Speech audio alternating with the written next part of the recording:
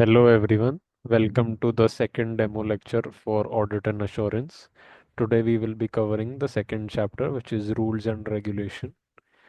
Even this is a fairly small chapter which will be covered in today's class.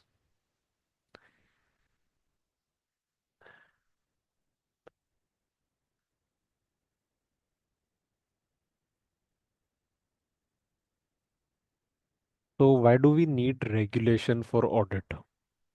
Let's talk, just about the regulation itself. Why do we need regulation in general?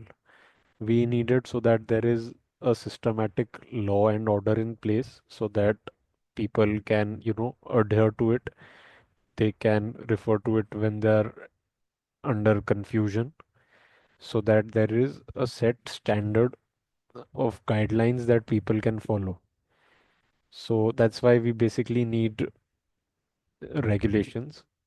In the case of audit, why do we need regulations? Because the field of audit has been developing throughout the decades. It wasn't as comprehensive even until the 2010s or something like that. It has gotten better after few scams such as Enron, Satyam.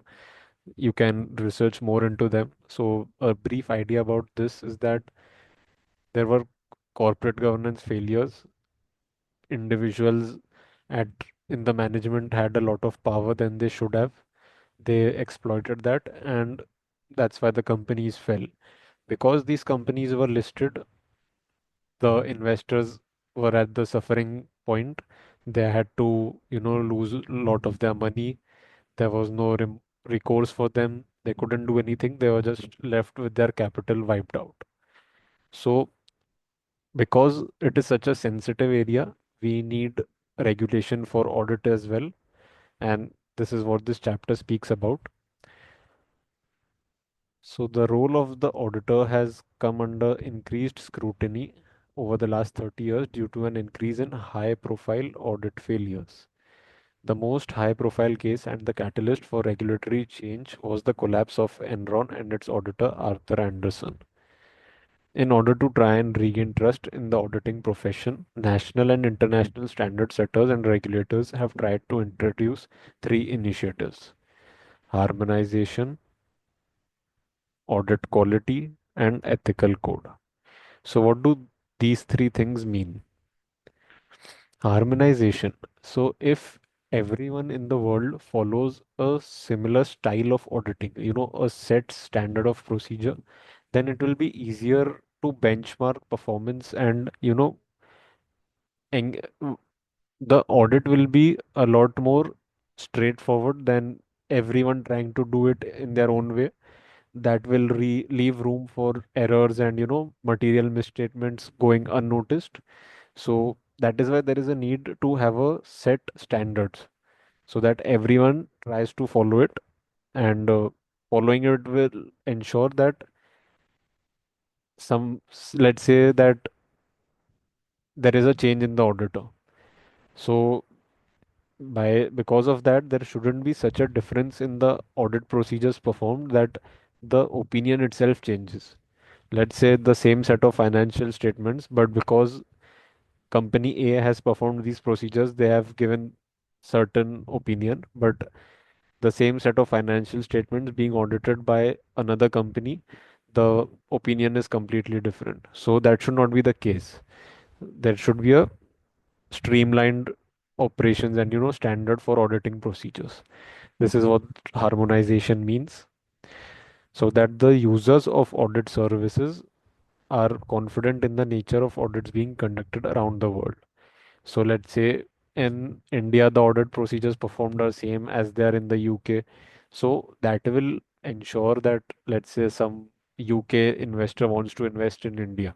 So he may not have confidence in the UK. He may not have confidence in the Indian audit as he does in the UK audit, because he might think that Indian audit is inferior because of the procedures performed, but that's not the case anymore. It has been streamlined. Both of them follow standards on auditing, which are the same. Then we have focus on audit quality so that the expectations of users are met. So this is basically just a quality point that it is important to maintain quality because of having certain regulations. So it will be ensured that audit work is performed at the highest quality level possible so that users can place their trust in the audit function, otherwise it will be useless. Then we also have an adherence to a strict ethical code, which we will be looking at in the fourth chapter. It is quite interesting, as you can say. I am pretty sure ethics may not have been a big part of your studies until now, but in audit it definitely will be. There will be certain questions around it, and it will be quite interesting and intriguing for you. Ethics is basically the five principles itself, like confidentiality, professional behavior, professional competence and due care, integrity, and objectivity. Don't worry if you don't know what each of these mean at this point. You will have enough of time, and we will be looking at it later.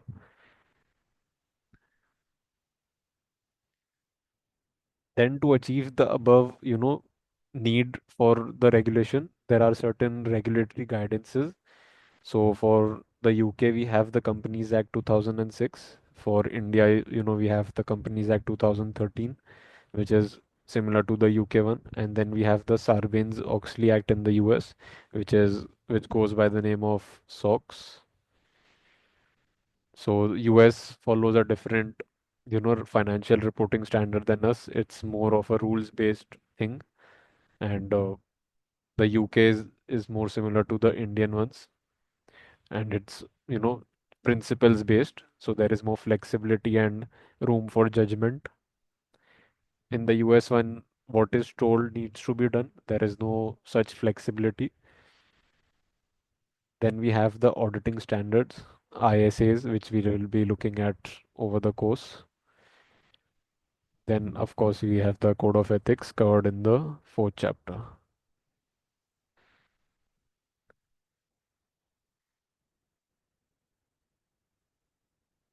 So legal requirements for audits and auditors. So we looked at the need for regulation, and now we look at what it really means. Why are what legal requirements there are for audits and auditors. So in this case, in your audit and assurance book, there will be UK law mostly, but there are different countries with different requirements. But the UK one generally covers the entire world, as I would like to say, leaving the US. They like to do things on their own. Then we have national law, which includes companies that are required to have an audit, people who can and cannot carry out an audit, auditor appointment, resignation, removal, and the rights and duties of an auditor. So this basically refers to your, listed companies that they are required to have an audit, or the public sector ones. This goes also by the name of statutory audit. Then we have who can and cannot carry out an audit. So there are restrictions based on that. So let's say if you have been an employee at the client in question, then you cannot carry out the audit itself because there are various threats that arise. Let's say that you were working for Reliance for this financial year, which is 24-25, and then you join their auditor for the year 25-26. So there is a high chance that what you are going to audit is the work performed by you yourself. Then there is the risk that you will be self-reviewing your work, which is not, ideal. So if I'm left to mark my own questions for the exam, it's likely that I'll want to give myself full marks, right? So that's the logic behind it. There are other restrictions as well on people who cannot carry out an audit, which we will be looking at. Then we have auditor appointment. There are, rules and regulations when the auditor is appointed. Then once they have to resign, then even if they are removed, so they can also be removed. It's not like the auditor is the king of the business. The king is always the shareholder.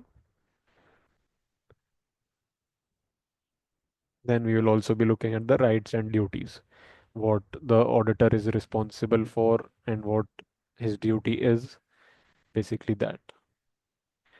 Then who needs an audit and why? In most countries, companies are required by law to have an audit. Small or owner managed companies, the basic stores, sole proprietorships, partnerships may not be required by law to have an audit because there is less value in an audit for these companies. Basically, let's say if the revenue and profit of your company itself is 8 to 10 lakhs for the year, you are the owner himself, you are the shareholder only, and you are running the business. Then who are you performing the audit for? There is no external third party, right? So the separation of ownership and management is not different in an owner managed business. Both are one and the same. You are the owner, you are the manager. So in that sense, the audit is of no value basically because you know what's going in your business. If there is a fraud, you are committing it to yourself. So that's that. Then we have the regulated sectors. There are certain sectors, which are inherently risky. So, for example, financial services or the listed ones, which I said above, they require that audit is done every year because most likely there is a split of ownership and management. See, so here it speaks about the same points. Owners and managers are often the same. Advice and value which accountants can add to a small company is more likely to concern other services such as accounting and tax. So if you were to appoint an auditor for a owner managed business, you might as well appoint an accountant or a tax advisor. So they can, actually help you on business side of things and save you money.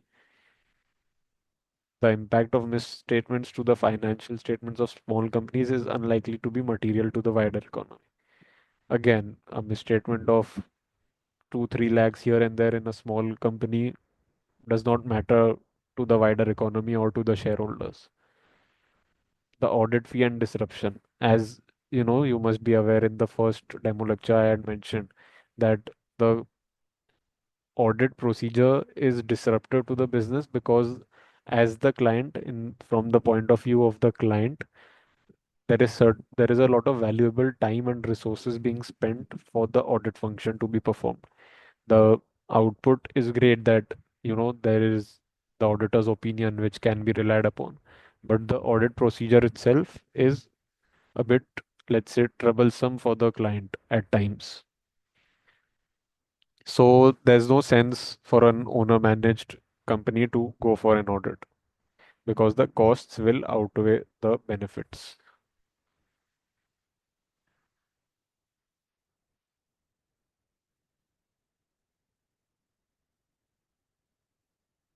Who may act as an auditor? So we now look at who can act as an auditor. To be eligible, you must be a recognized supervisory body, example ACCA, and allowed by the rules of that body to be an auditor. So basically, in India, we have the chartered accountants governed by the body of ICAI. Then we have people who are directly authorized by the state, which is the government. So who are authorized to work? Sole practitioners, CAs, CA partners in a CA partnership. Then we have members of a limited liability partnership, directors of an audit company. So basically, qualified people. Then we have to be eligible to offer audit services. A firm must be controlled by members of a suitably authorized supervisory body or a firm directly authorized by the state. It's the same thing. It should be authorized by the supervisory body. So here it's RSB, we have ICAI, ACCA, and all of them. It differs from country to country. In some countries, only individuals can be authorized to act as an auditor and need to be directly authorized by the state. So this is just a point for your knowledge, nothing much serious. So we have who may not act as an auditor. People who are excluded by law. The law in most countries excludes those who manage or work for the company. So basically, the manager himself cannot be the auditor. That's quite basic common sense, similar to the example I referred earlier, that if you are responsible for checking your own exam, then it's highly likely that you mark yourself full marks. And those who have business or personal connections with them from auditing that company. So basically, this includes, your customers,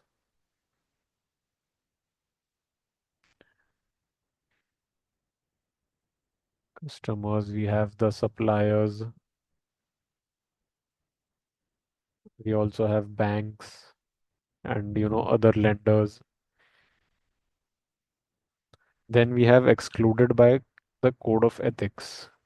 Auditors must also comply with the code of ethics. The code of ethics requires the auditor to consider any factors that would prevent them acting as auditor, such as independence, competence, or issues regarding confidentiality. This will again be looked into detail in the fourth chapter. So basically, there are a lot of ethical concerns which could arise because of which a company, a group of auditors cannot audit the client. It could be independence issues, competence independence, meaning that there is a risk that you are not acting in the best interest of the shareholders. And for the audit function, you are not acting in the best interest of the audit function itself. There is another arrangement which could influence your audit opinion, so that affects your independence.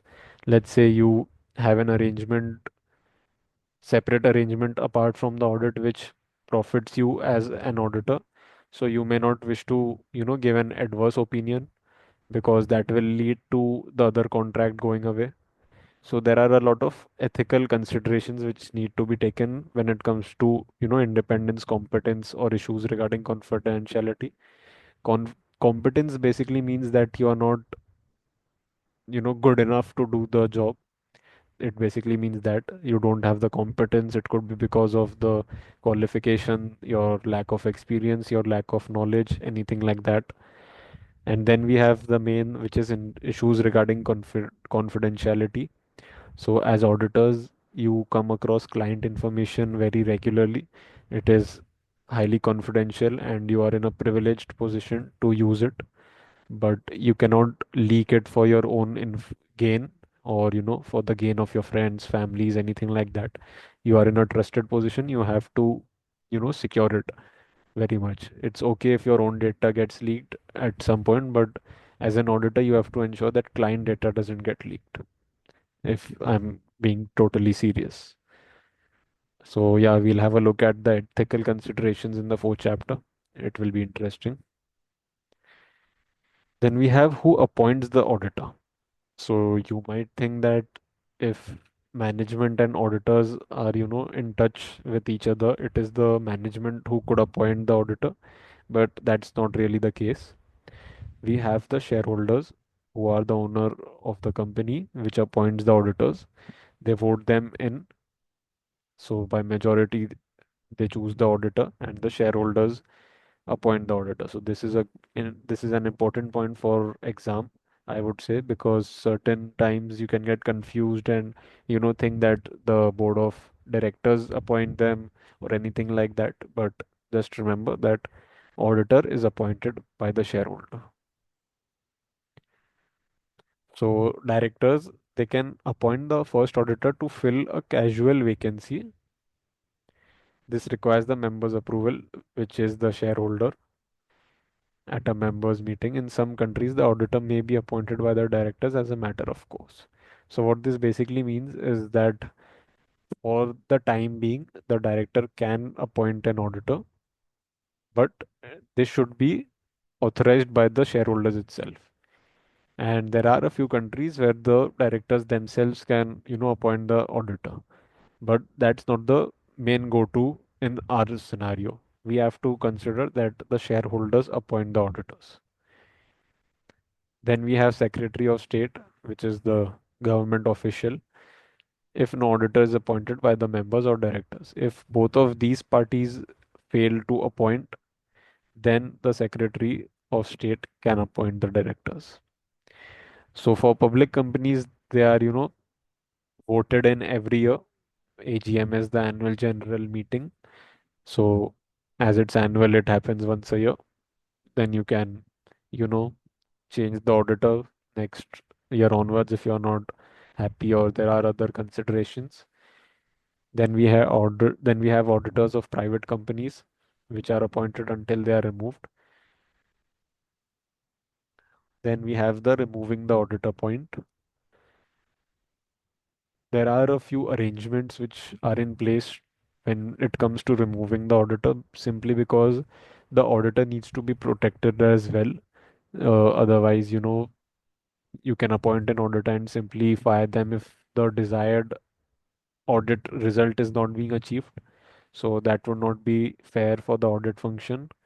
So there are a few arrangements. So once it has been decided that the auditor will be removed, there are sufficient secure tenure of office, which basically means that even after removing them, they will be there for some time to, maintain independence of management and maintain the continuity of audit so that it's not the audit doesn't go off the rails immediately. So this is what it basically means. Then the auditor can be removed if there are doubts about their continuing ability to carry out their duties effectively.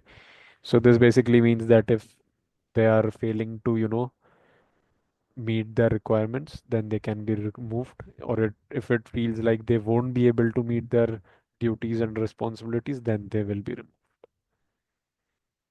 It can be achieved by a simple majority at a general meeting of the company.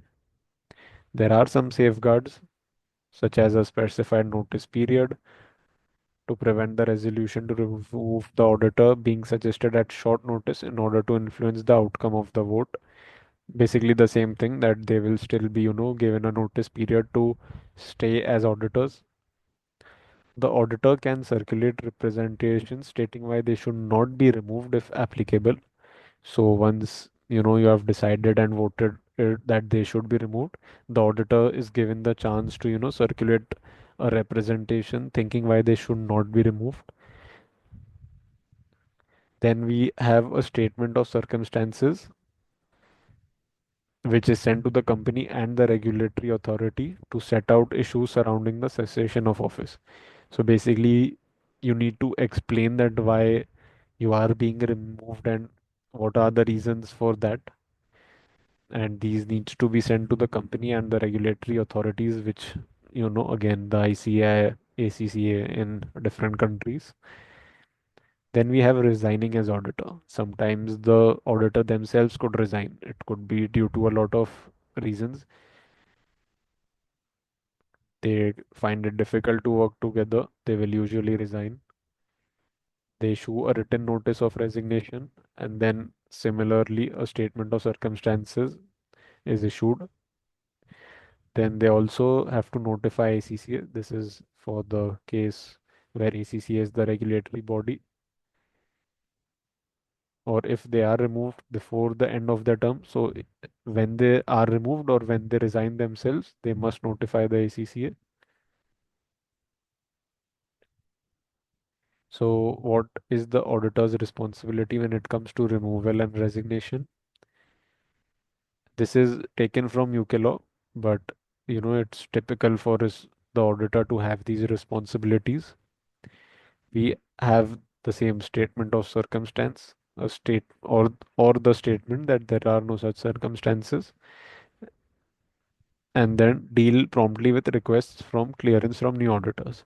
So once you resign or are being removed from the audit, there there will be someone who replaces you. There will be a new auditor. So that auditor will ask you questions and request you for certain things before they can accept their engagement. So by the law, you are required to answer them and clear their requests. This is basically what they mean. Then we have the auditor's rights. During appointment as auditor, Once you are an auditor, you have access to the company's books and records at any reasonable time, then to receive information and explanations necessary for the audit. So basically, if there are things that you don't understand in the company's books and of accounts, then you can, ask for more information or get explanations for them, asking them to explain why it is the way it is. Because, clients have complex systems and reports is, which you are likely to not understand them at a glance, but once you are explained what it is, then it gets easier for you to understand and improve audit quality as well. So if you don't know what the subject matter actually is, then how are you going to audit it? So that's a good thing point. Then apart from that, to receive notice of any general meeting of members. So if there are, shareholder meetings, general meetings, then they are it is in their right to receive a notice of that, because they are the auditors, they should know about such things. Then if there are such meetings, then they should be heard. Whatever they want to share with the shareholders, they should be given a platform, and it is their right to have that.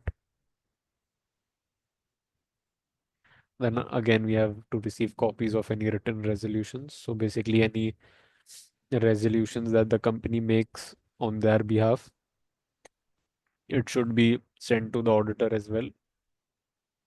Then on a resignation, we have again the circumstances that why the resignation is happening, and that the so basically they can request a general meeting, to allow themselves to explain that why they are why they are resigning, and then they can also require the company to circulate the notice of circumstances, so that the shareholders are aware of the things that is being led to, the reason behind the auditor's resignation. Then we have the auditor's duties. Above, we looked at the rights. Now we have the duties that the auditor should be performing these activities. So the primary duty is to audit the financial statements, FS, and then provide an opinion on whether the FS give a true and fair view. So this is something which is quite important, because this is the auditor's primary duty. Nothing else is above this for the auditor. This can be asked in questions as well. There are certain MCQs around it where they give other things which are not the primary duty, and students often, get confused and choose the wrong answer. Then there could be additional reporting responsibilities required by local national laws, such as confirming that the FS are properly prepared in accordance with those laws. These are additional reporting responsibilities, which could, differ from country to country, but usually it's like this. Then we have the international regulation. We have these organizations such as the IFAC, International Federation of Accountants, under which we have IESBA, which is the Ethics Board. Then we have the Auditing and Assurance Standards Board, which are, responsible for the standards on auditing and standards on quality management. You don't need to worry much about this, just giving it a plain read will be good enough. We have the International Federation of Accountants, which is the global organization for accountancy profession, promotes international regulation of the accountancy profession by ensuring minimum requirements for accountancy qualifications, post-qualification experience, and guidance on accounting and assurance for accountants around the world. There will be greater public confidence in the profession as a whole. So basically, they are, responsible for maintaining a good standard of the international Fed accountants worldwide. So they come up with, the exams and the requirements for post qualification. etc. So because of this, there will be greater public confidence. So let's say when you go out as an ACCA, you will be respected because you have done what is required. You have gone through a rigorous journey and you will be rewarded for it. Then we have the ISAs, International Standards on Auditing. Under IFAC, we looked at we have the IASB. They are responsible to develop these ISAs. There are currently 37 ISAs and two on quality management, although not all are examinable. A list is available on the ACCA website. You do not need to learn the names or numbers. So you don't need to, fully rote learn the name and number of the ISAs. That will not fetch you, extra marks. But it's good if you can do it. It's good for practice. And, it gives the examiner a point that, yes, that he knows what he's talking about.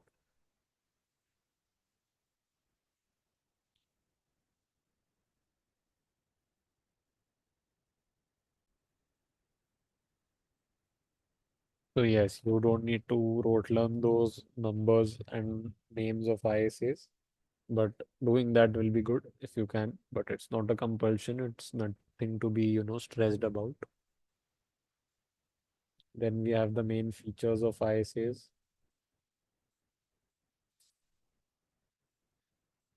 ISA are professional guidance that the auditor follows to ensure audit is performed consistently and the required level of quality is maintained.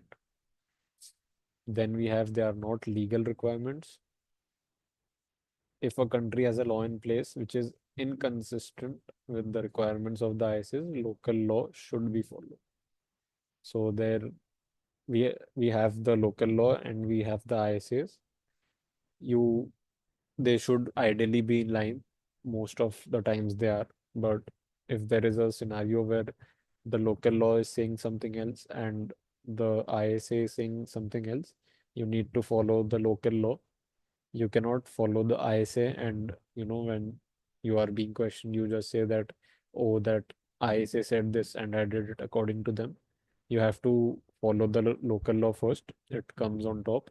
Then we have the ISA. Usually it should be harmonized, as I would say, but yes, there could be certain scenarios.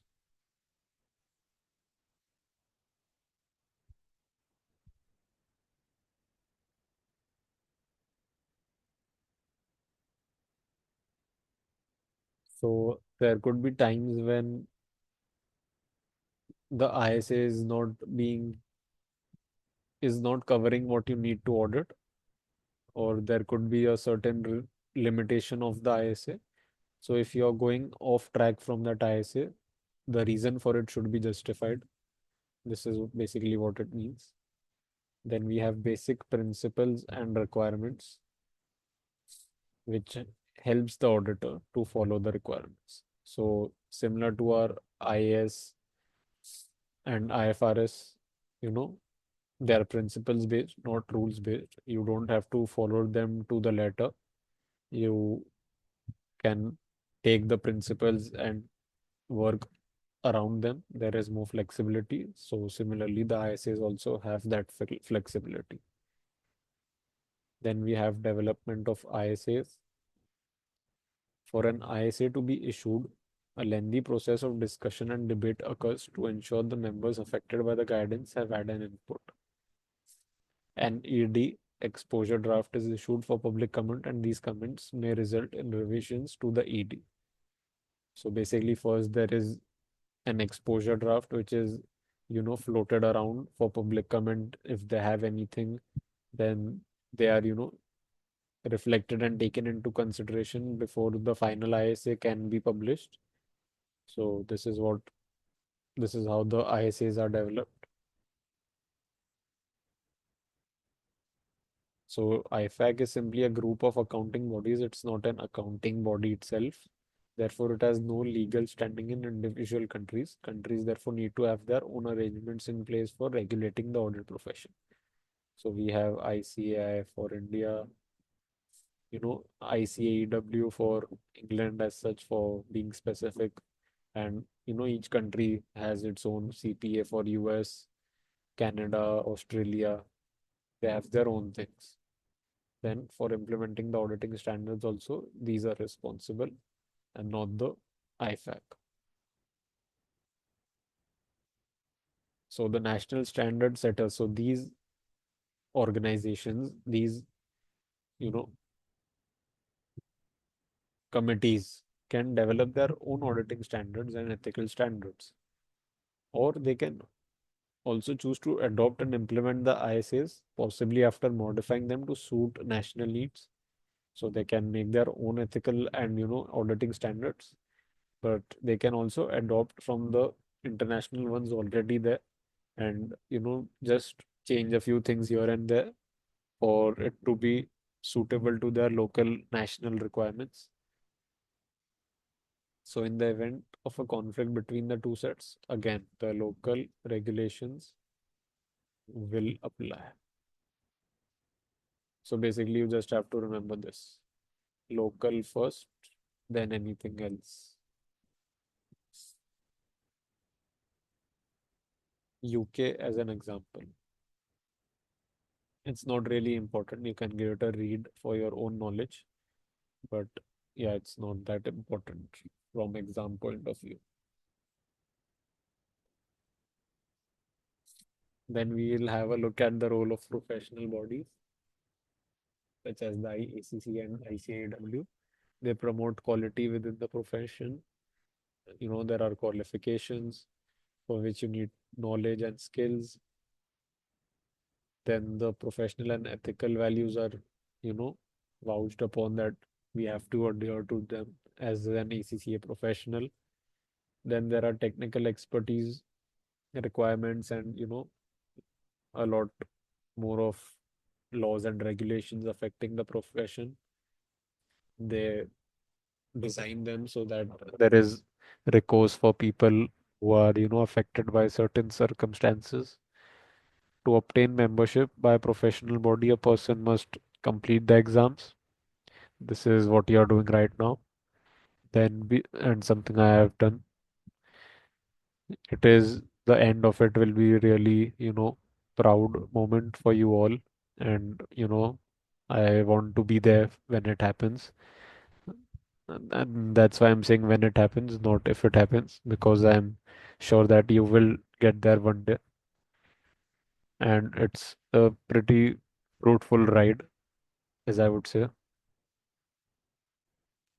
Then you also have to demonstrate the appropriate practical experience, the 3-year PER requirement in our case. So what, I am working towards.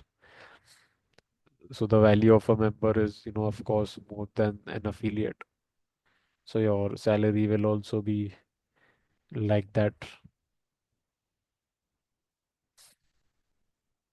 Then we also have the EPSM, you know, the ethics and professional skills module, which speaks mostly about the ethics, and the chapter 4, which we'll be looking at. So the EPSM is advised that you do it before the before the P level and after 9 papers, but it can be done whenever you feel like you have time. It won't take that long, around 10-15 hours. So basically, in like 3 to 4 days or a week, you can do it. And it's good to get done with it, because one thing I've observed is that ACCA, keep increasing their rates for exams and, EPSM on a yearly basis now. So these things get expensive. It's better to get done with your exams and everything else as soon as possible so you don't have, much to pay them. Otherwise, the exam fees itself has increased so much that it gets expensive.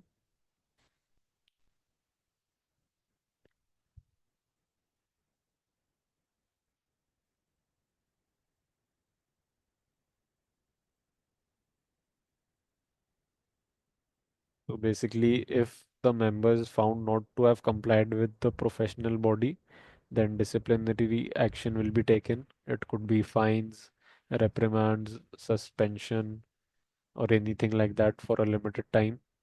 Or, they could even withdraw your membership, so you are no longer an ACCA member. They are dealt internally by the relevant professional body, but if it is considered very serious, then it can be referred to the national regulator and action can be taken at a higher level. This will be the case for significant public interest issues. So if it is something you have done very serious, then it could get, public limelight, and which is not good for the profession. So we have rigorous membership requirements and disciplinary proceedings so that the public can have an assurance that the professional accountants are performing work of a high standard, which increases trust in the profession as a whole. So, as in our Indian community, we respect anyone who is a CA, the chartered accountant. It's because we know that they have done the foundation, the inter, their articleship, and then the finals, and they're, extremely tough to clear. They have the grouping system, which we don't. And, so the public respects them and they acknowledge the fact that, yes, they have done something extra. They have put in the hard work, and anything said by the CA, let's say an audit opinion or financial advice or anything like that, will have more weightage than a normal graduate, for example. It's not the end of the world if you're not a CA, but at the end of the day, it's obvious to give more importance to someone who is a CA or an ACCA. Then looking at the few questions before we end our chapter, explain the four rights that enable auditors to carry out their duties. So they are asking the rights. So that should, light the bulb in your head that the right auditor, what is the auditor right? So we have auditors right during their appointment and during their resignation as well. So that's a good starting point. Then we have circumstances in which a person is not eligible to act as an auditor. We also looked at, the people and when they are not allowed to be an auditor. So I can think of the answers here. I'll give you a moment and then we can discuss. Then we have the steps required to remove an auditor from an engagement. We also looked at this above. So looking at the first one, four rights. One could be during the appointment where, let's say, you have the right to have access to their books of accounts.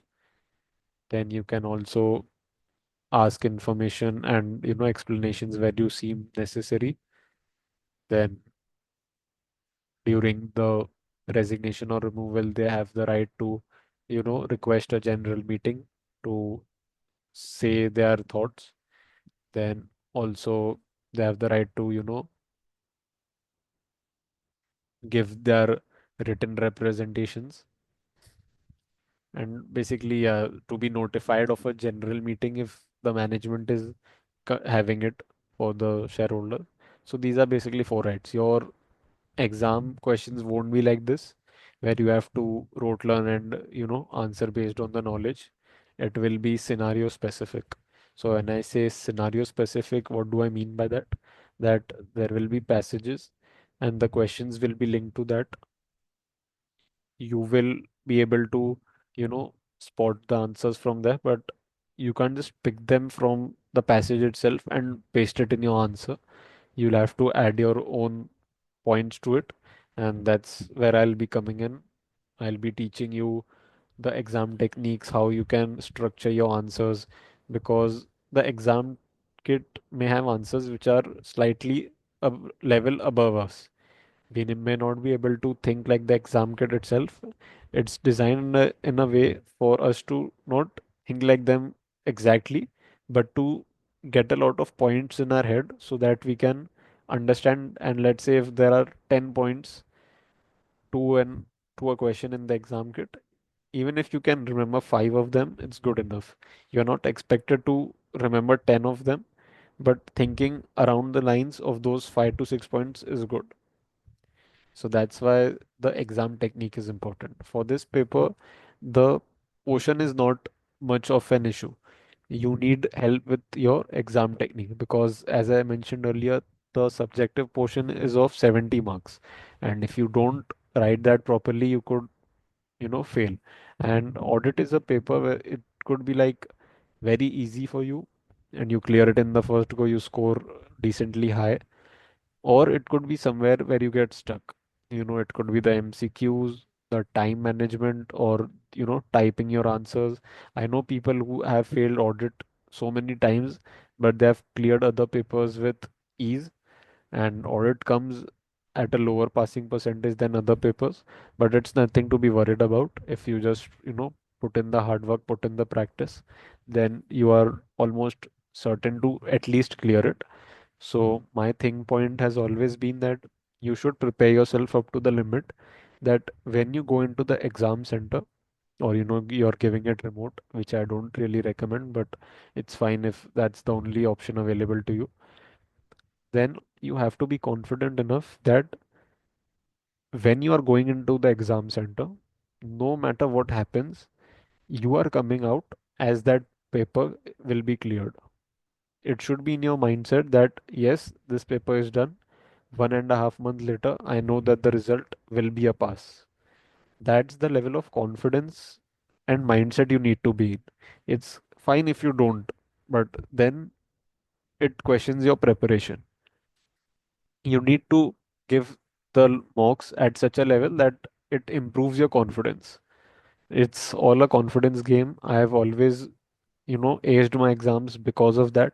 It's because my preparation has been so foolproof for, all the papers, that yes, I know I am going in. When I come out, I know that I am at least passing. Even when I go in, uh, doesn't matter what the examiner throws in my way, I am at least passing. That's the main way to think about ACC exams, and that's what will get you, you know, breeze you past this journey, because it's not easy. It gets difficult at the professional level.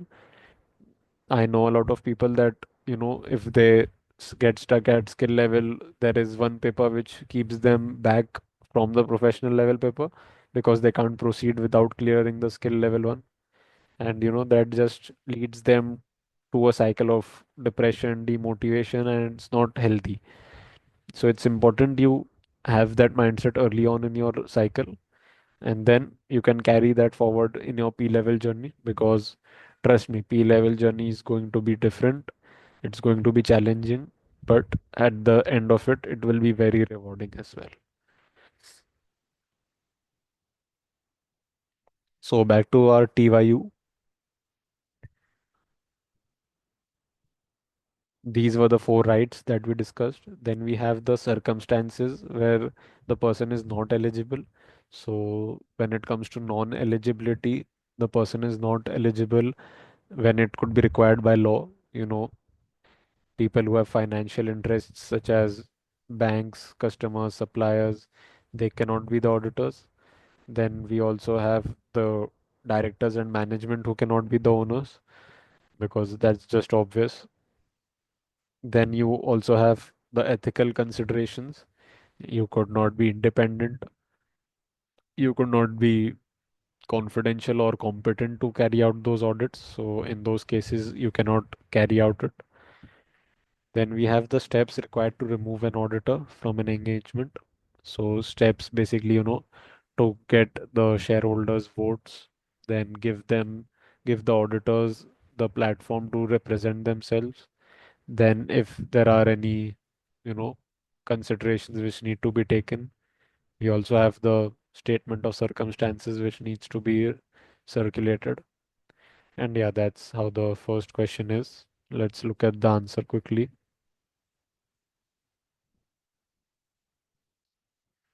So we have the rights, access to the books, explanations, other information, receive notices of meetings, speak at these meetings. Then, if there are written resolutions, then these copy should be received. Then for eligibility, not eligible if they are not a member of a recognized supervisory body or not allowed to practice under the rules of NSRSB. They are an officer or employee. They are a business partner or employee of such a person. So basically, employees or financial interests people. So as you can see that my answer was slightly different, but it's right nonetheless. So this is where it comes that it can be different, but just because it's different, it doesn't mean it's wrong.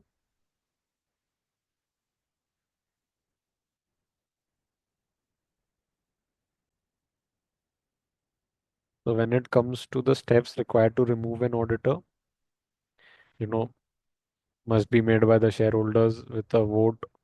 Then notice must be given. They have the right to represent themselves.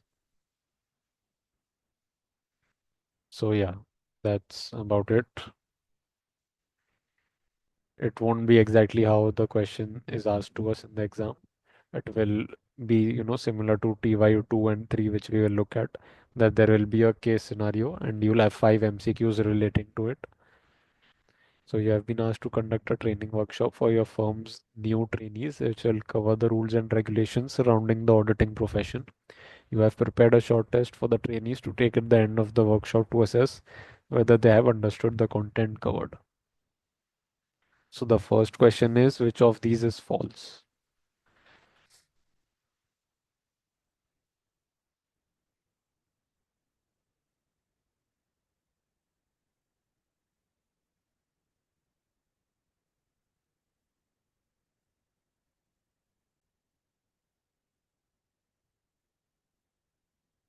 So basically, the TYU2, it's again not a question similar to what will be asked in the exam, but we will, you know, solve it for our own revision of the chapter.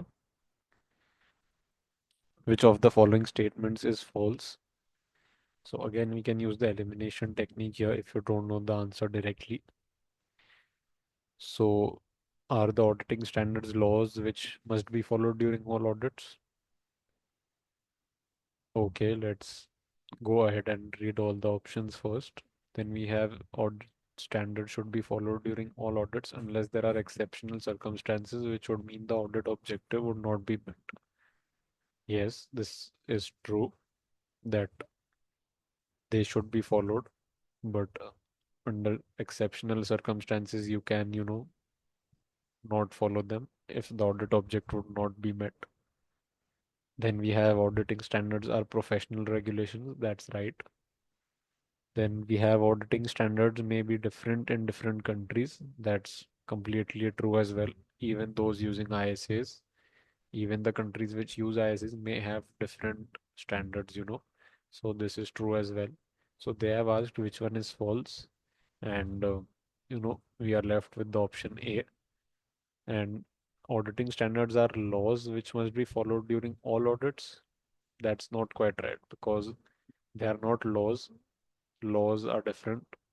The law takes preference over the auditing standards. So that must be followed first. And during all audits is also, a bit of a reach. There is also one technique to spot the right and wrong answers. Usually, when they include that all, every, always, that's usually not the right option because it's not always going to be that case. So that's something to keep in mind. Then which of the following are for the audit profession using or issuing auditing standards? To ensure consistency, yes. To provide bureaucracy for auditors, no, I don't think so. Then we have to ensure quality, yes. So bureaucracy is basically, the structure and layout being very complex and there are being many layers, but that's not the case here. That's not what the standards are meant for. So option two is not right. And now if you look at the options, whichever answer includes option two will not be the right one. So as per that logic, only C is left. 1 and 3, 1 and 3.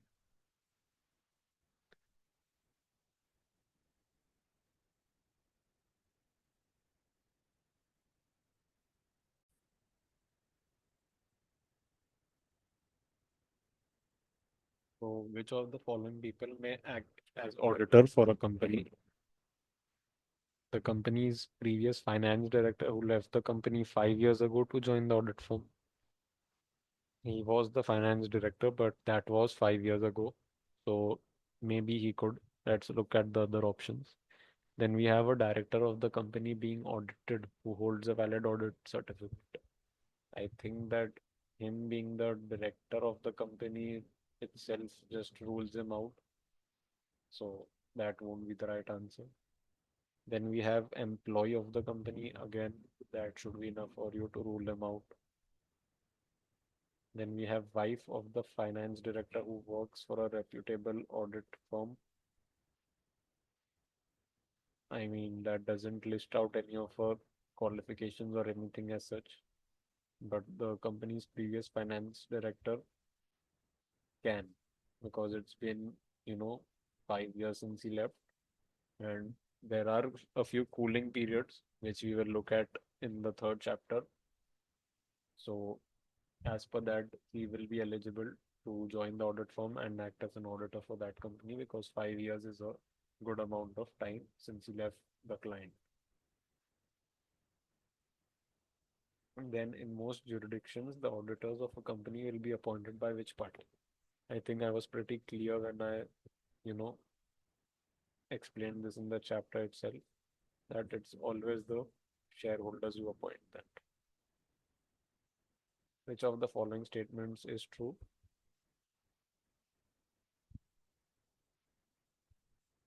The shareholders of most companies will also be the directors. That's not, really the case.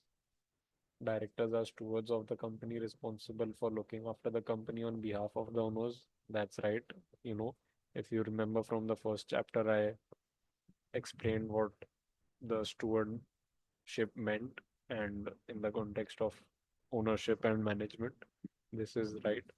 We may not even need to read the other two options, but we'll do so to, double check whether we are right. Then, again, they've used words such as always, which is not usually the right option. They will always have a vested interest in the company doing well because they own shares in the company they work for. That's not quite right because that also gives them the incentive to manipulate the financial results. Because let's say if the company has not performed well this year, they would, show a false picture and say that yes, they have done well and made a lot of profit. So that will boost the share price of their results of the shares they own.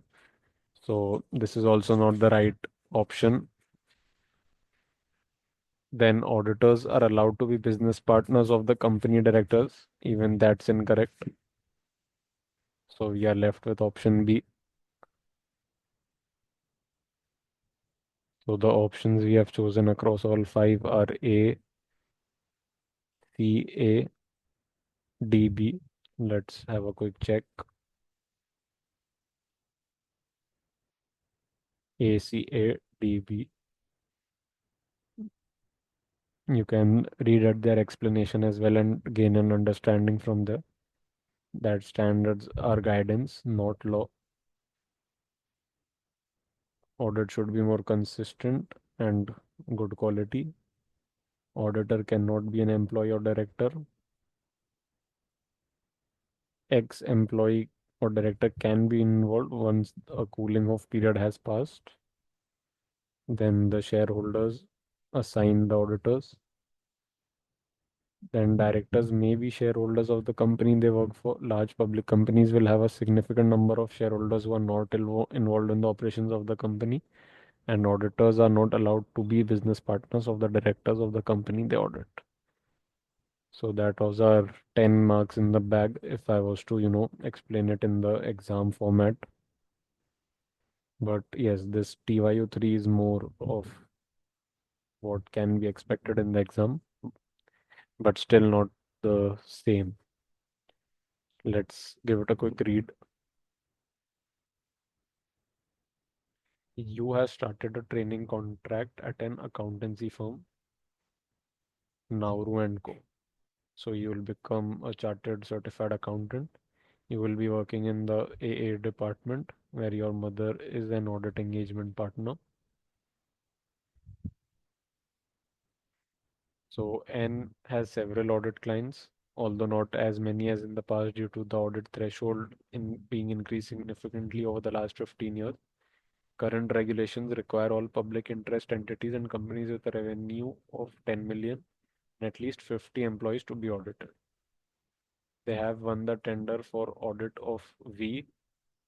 Your mother will be the engagement partner for this client. You have confirmed that you are independent of management and those charged with governance of VCO. M has approached your firm for advice on whether they require an audit. M has 75 employees and revenue of 8 million. It is a financial institution providing banking and insurance services. They have three shareholders who are all directors of the company. Okay, so now let's give it a read. So, which of the following must you complete to become a chartered certified accountant? 3 years of exams, practical experience of a minimum of 3 years, and ethics assessment. So, I think an ethics assessment is right. Then we have the practical experience, a minimum of 3 years. Yes, we have that. So, that's right as well. But when it comes to 3 years of exams, does it have to be 3 years itself? You could do it in two, you could maybe do it in five, so that doesn't really matter. You need to clear the exams. It doesn't have to be in 3 years. So option one is not right, and that eliminates these three options, and you're left with D. Then which of these is true in respect of VECO? Can we be the member of the audit team? Is the question. So the first two options say that yes, they can be, and they are listing out the reasons why we can. And the other two say that we cannot be the member of the audit team and why. So if you think deeply, I think you can, make it a 50-50 and eliminate two options which you think are incorrect first. So I think that if your own mother is the engagement partner, you can surely not be on the audit team. So that eliminates options A and B. Then you're left with C and D. So having no audit experience and therefore not being competent to perform audit.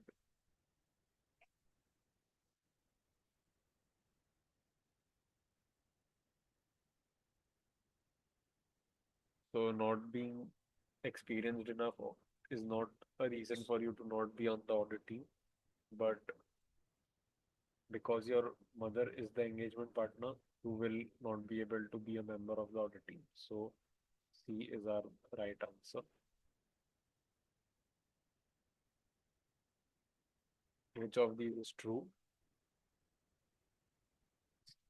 Malta requires an audit as the number of employees is over 50. Okay, that could be the right option. But we have it requires an audit because it is a financial service company. Okay, yes, we looked at that as well. That there are, certain sectors which need an audit because they are of public interest. Then we have Malta does not require an audit as revenue is below 10 million.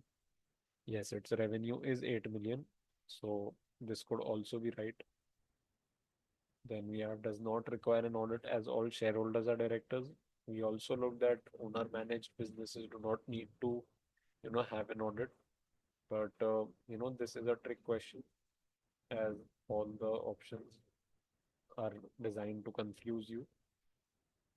But looking at the best option is option B as The financial services sector itself is quite risky and it would require an audit for the public interest, and that's how you choose your right answer. Then, which two of the following will ensure the quality of work performed by accountancy firms such as Enco is at a high standard? So we have five options here instead of four. The firm must establish its own quality policies and procedures. The firm will be subject to quality reviews by the courts. The firm will be subject to quality reviews by the IASB. The threat of legal action by ACCA will encourage a high level of quality. The firm will be subject to quality reviews by ACCA. So basically, we need to choose two out of these five.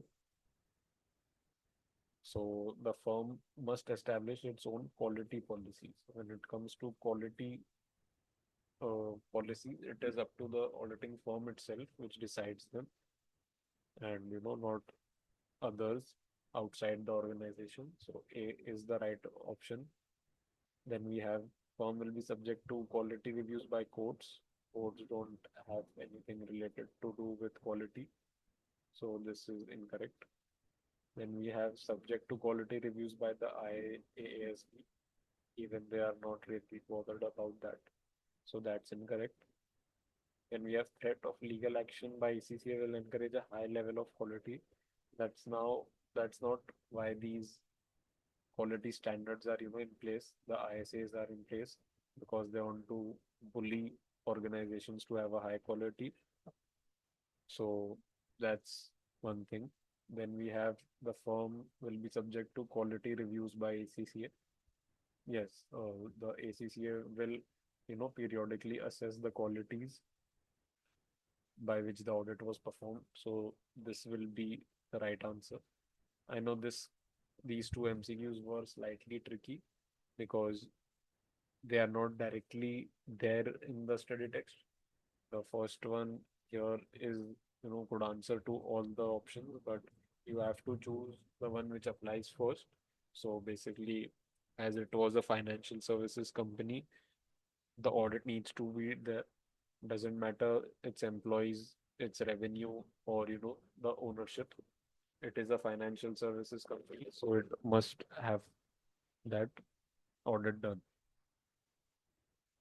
Then the last question before we conclude the second chapter: which of these is not a right of the auditor during appointment? To speak at general meetings, I think he can speak at general meetings. To have access to the company's books, he does have access. To receive copies of the written resolution, yes, he has that right as well. To receive notice of and attend board meetings of the directors. So as long as I'm aware, I don't come across anything which said that the auditor can attend the board of directors meetings. So that is not really a right of the auditor, and that would give us the option of D. So quickly checking these options, we come at D, C, B, A, E, and D. D, C, B, A, and D, and B. The understanding explanation points here are the same. Exams do not need to be taken in 3 years. They may take less or they may take more.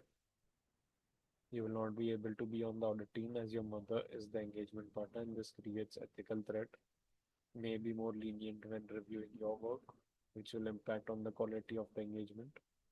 All new auditors have to start somewhere. So if the criteria of having no experience would lead to being not competent, then I would be left with no job because I started somewhere as a fresher. You have to start somewhere.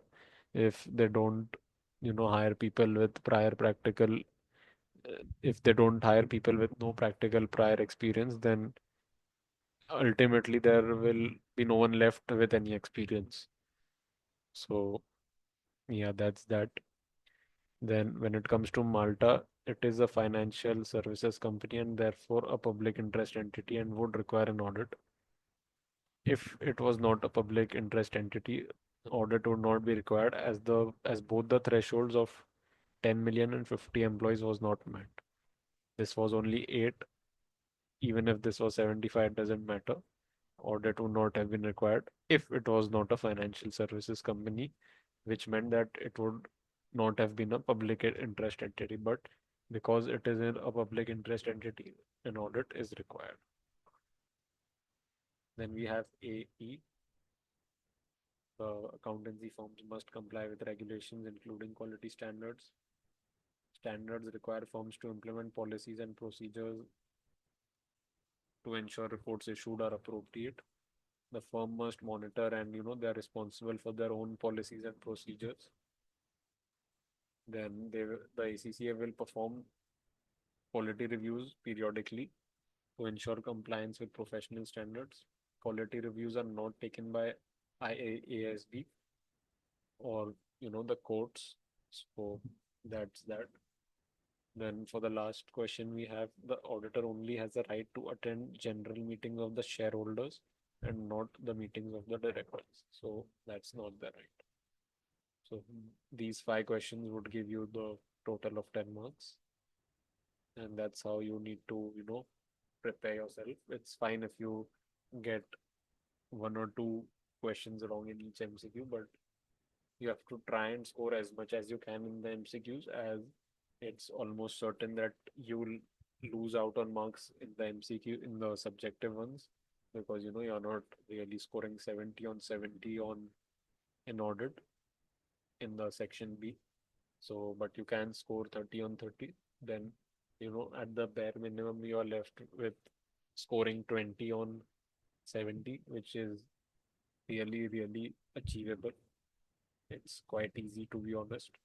I myself scored 80 on 100, and I'll share my, performance dashboard, which was created to show the split. It will also show you the time as well. So to be honest, let's do that right now.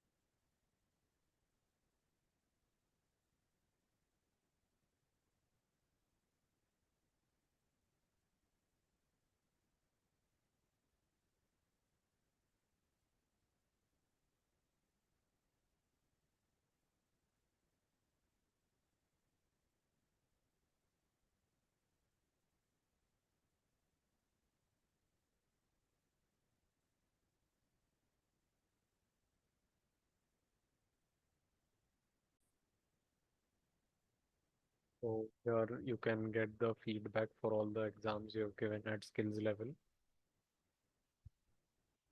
So you can look at my scores. I know they are quite good. But yeah, I never really focused on getting high marks. I just focused on, doing the best I could with this one and this one giving me ranks. I missed out on ranks in PM by 2 marks and by in FM by 3 marks. And I don't know about audit. I didn't see anyone with higher marks on LinkedIn or anything like that, but still I didn't receive any rank. But yeah, 80 is still a really good score.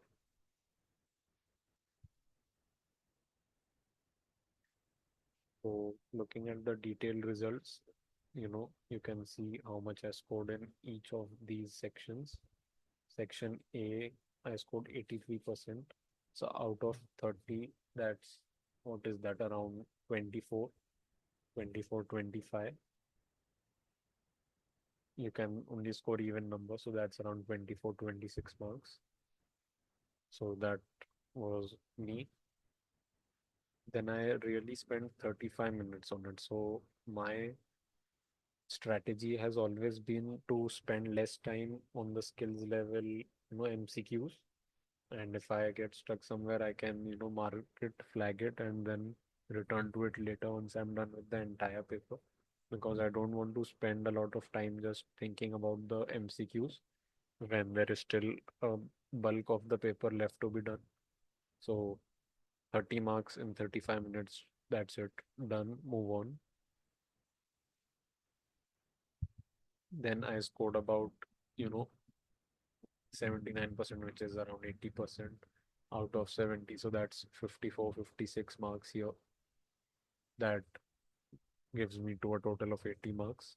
So I basically just passed in section B itself. It's a good, attempt to do that.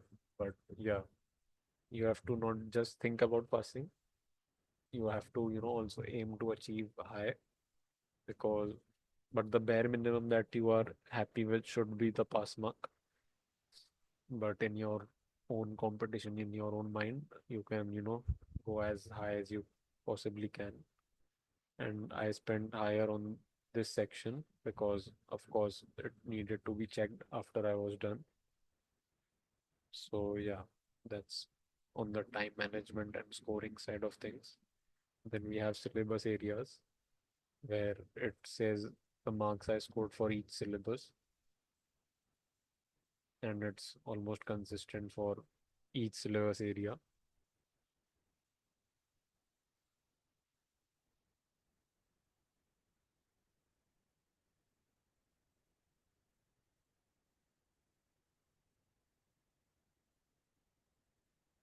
So this is a breakdown of the three section B questions that were asked. So I basically scored 83%, 72%, and 80% overall, which totals to around 54, 56, around 70. And yeah, that was about it. This is more useful in case it's your second attempt or a reattempt for the audit paper. Then you can, really analyze your past result and not make the same mistake. But once you have cleared the exam, it's not much of a useful tool. But yeah, it's still better. So yeah, that's the way to go about it. The study text again is not a big deal. You can be done with it in a week if you do it on your own full time, studying a lot of hours, or you can even do it in 20 days or something like that, which leaves you with a lot of time for the exam practice. But exam practice is where you really need help and, understand, because I'm pretty sure the first time you do your exam kit, you will be pretty overwhelmed and not understand what is going on, and if you will be able to recreate what is there in the exam kit. But that's where you'll need, a guide,